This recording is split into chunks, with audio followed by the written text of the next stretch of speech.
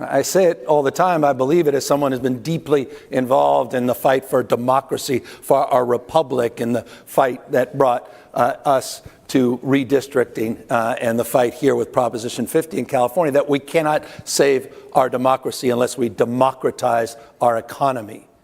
It is foundational, the struggles of working families, not just working moms, what's happening in this country. The old bargain is dead, and AI is going to finish it off. And we need to wake up to that foundational reality. So let's talk a little bit more about that. The data tell us that for the first time, people feel like the generation coming after them may not be better off, may not have their piece of the American dream. Can you both share some thoughts with us, room full of public policymakers, and tell us about the role you think public policy leaders can do to help shape the next version of the American dream that people, I think, still aspire to, certainly in our community? Well, look, 10% of people own 2/3 of the wealth in this nation. That same 10% own 93% of the stock market. 30-year-old today is doing worse than his or her parents for the first time in U.S. history. If that's not a five-alarm fire, I don't know what the hell is. We were sitting there, some of us at least, celebrating the best of Roman Republic, Greek democracy on July 4th. The vision of our founding fathers, co-equal branches of government, co-equal branches of government, popular sovereignty, rule of law. I'm reminded, thinking about the Greeks, there was a guy around 50 AD, 2,000 years ago, warning the Athenians, Plutarch. He said, the imbalance between the rich and the poor is the oldest and most fatal ailment of all republics.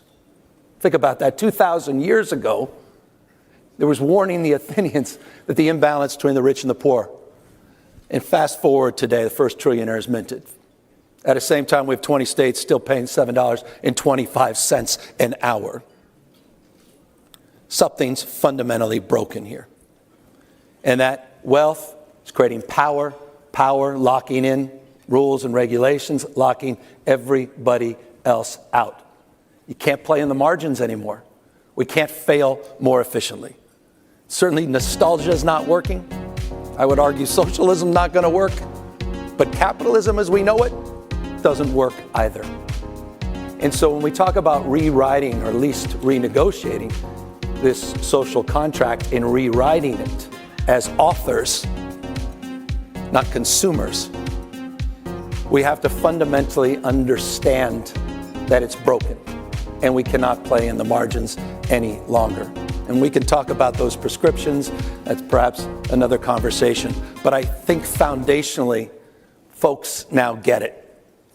We can no longer argue, again, to fail more efficiently. It's time for order of magnitude change in terms of how we approach the American dream, how we approach here in California, the California dream.